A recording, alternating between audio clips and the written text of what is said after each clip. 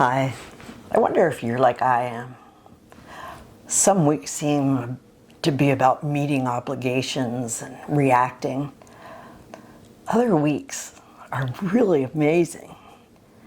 And today we're going to talk about how do we make our weeks amazing? How do we create what we want? Welcome to Inner Peace Place. I'm Karen, and this is Reverend Belt, who's going to be joining me for another talk. The topic of conversation today will be around creating the life you want and or influencing the energies around your desires.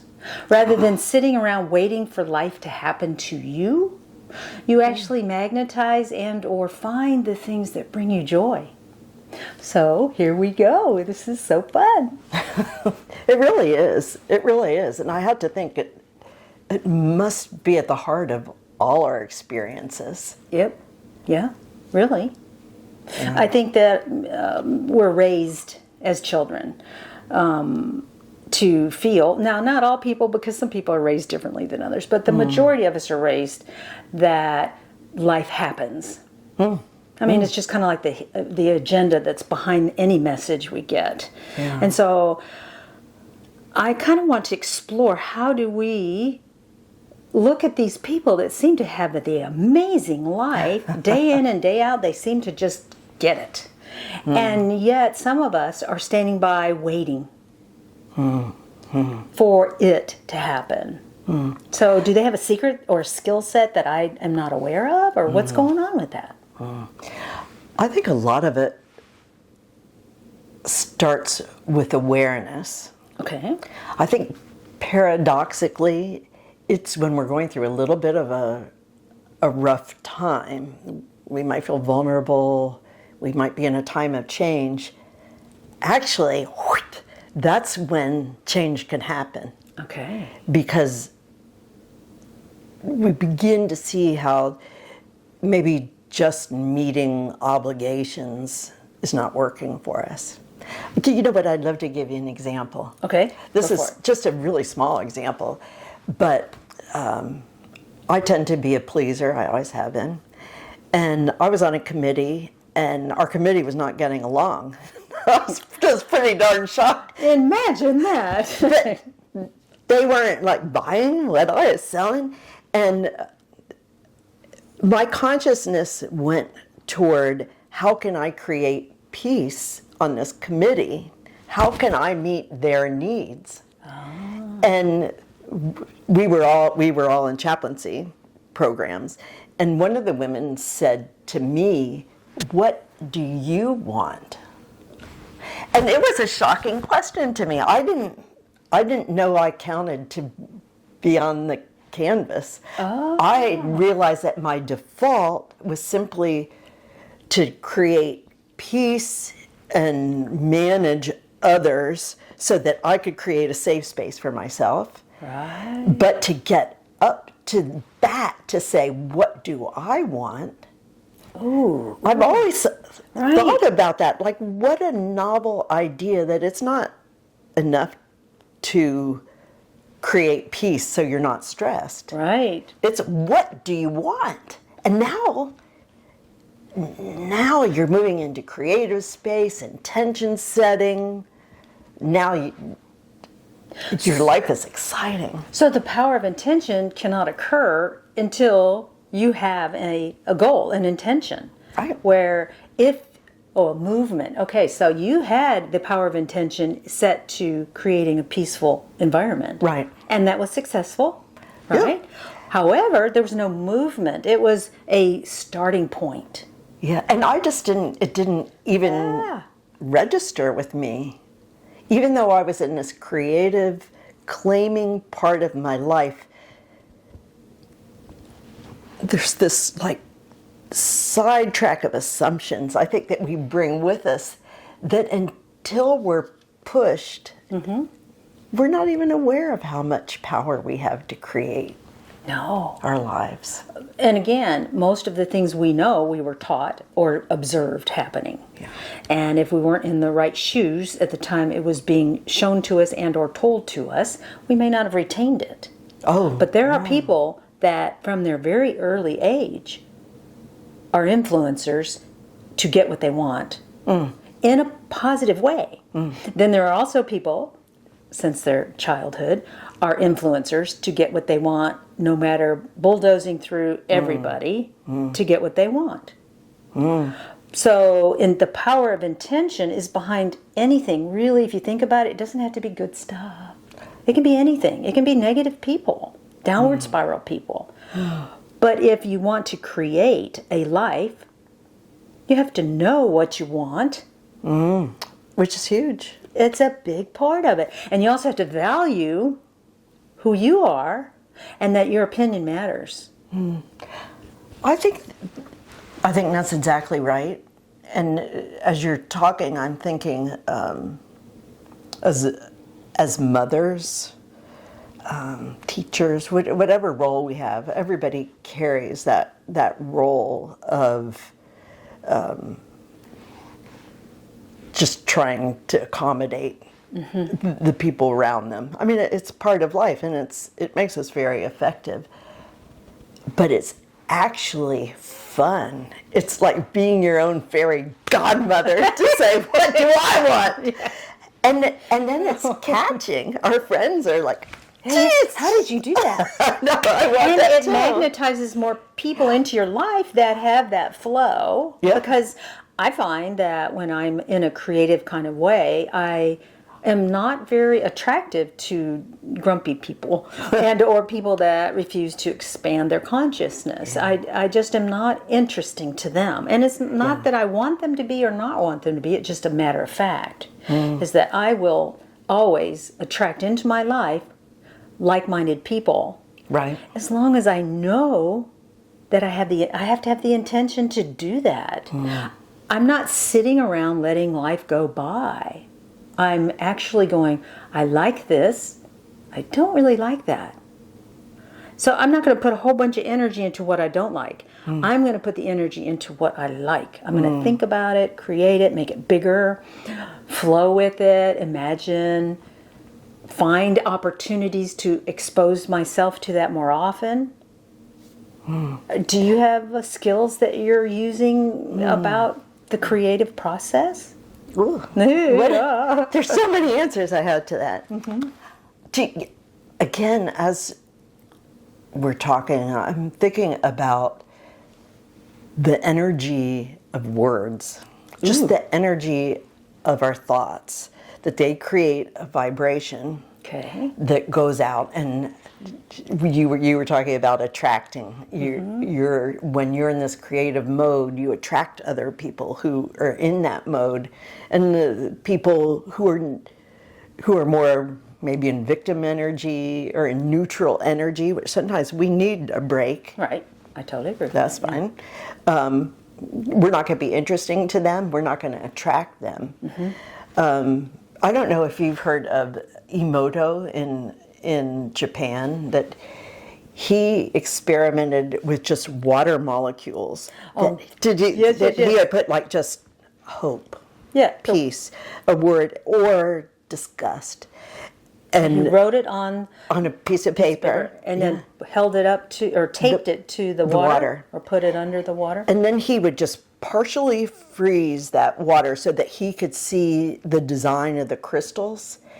And the water that was exposed to positive thought made beautiful, beautiful crystals.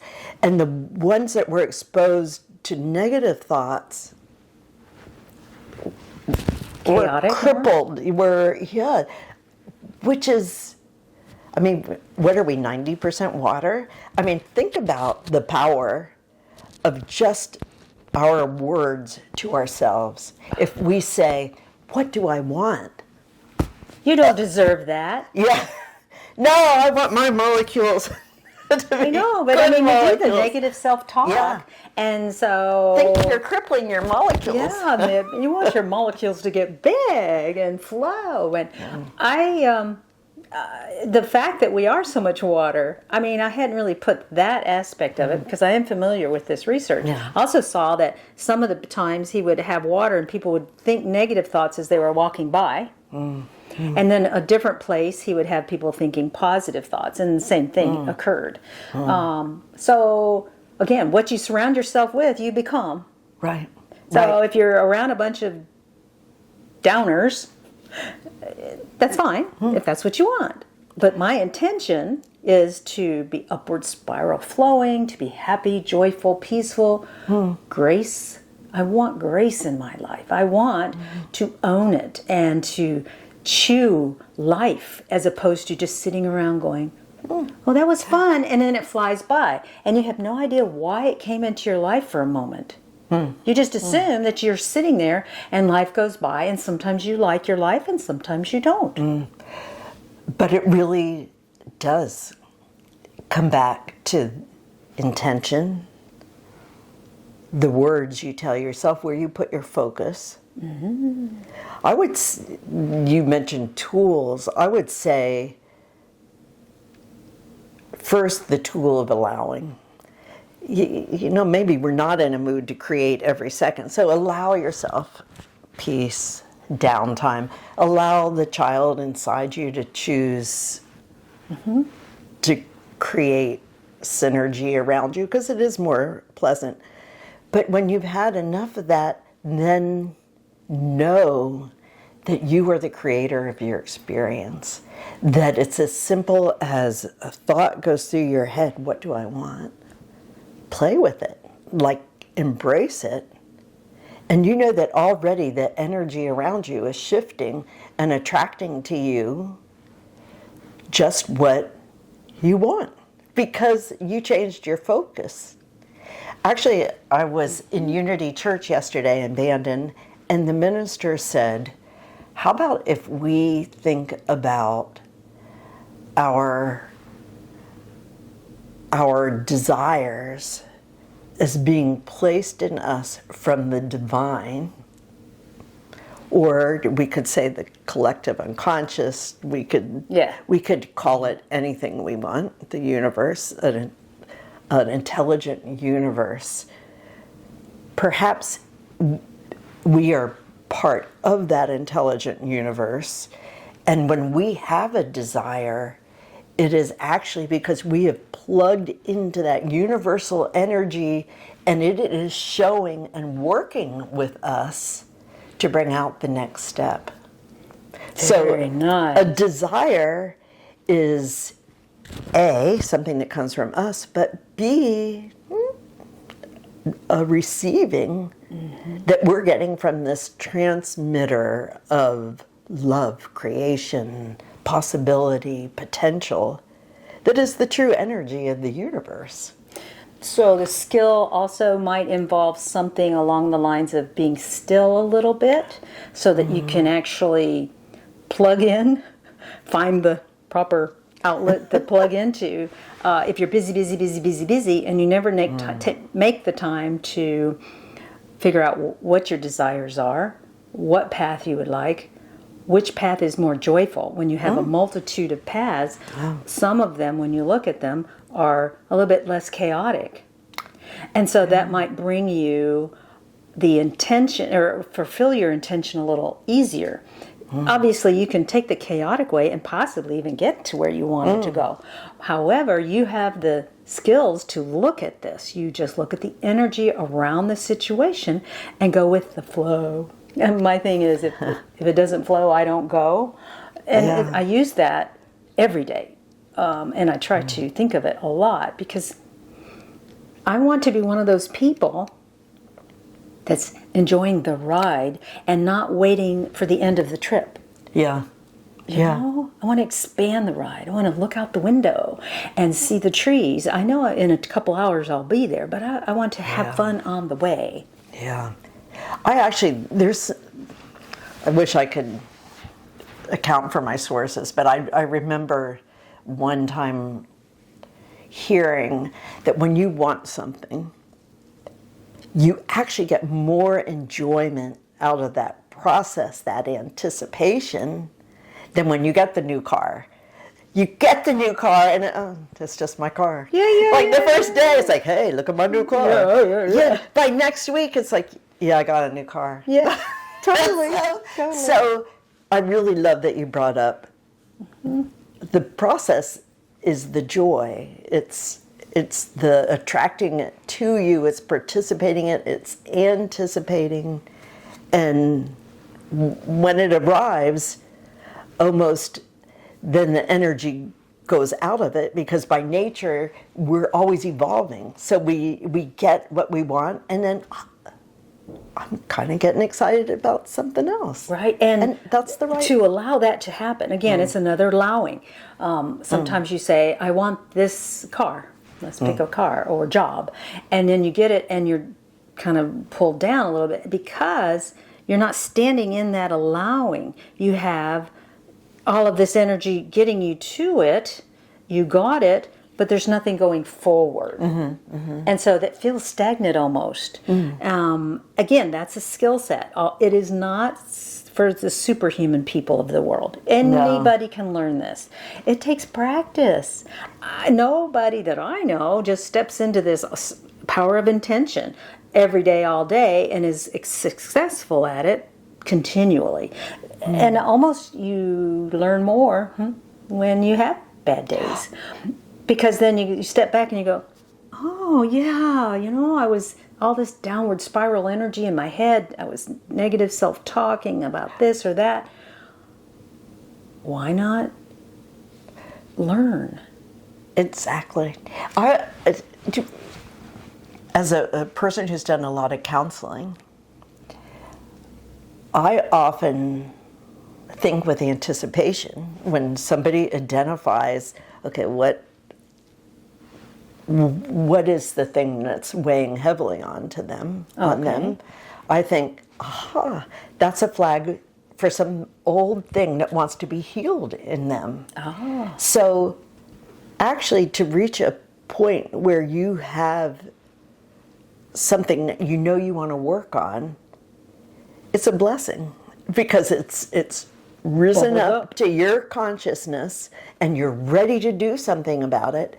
So it's even finding words to say, this isn't big enough for me anymore. This doesn't fit me anymore. I'm ready to shuck this old thing that used to be part of my life and I just assumed it was.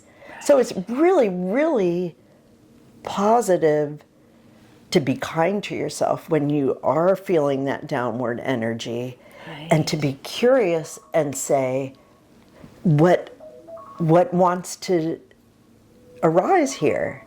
There's an invitation here. What do I want to set intention for and bring consciousness to? All right, well, that's our timer. We're supposed to stop. Thank you for joining us. We will be back and we'll talk some more about the power of intention. Thank you very much. Bye-bye.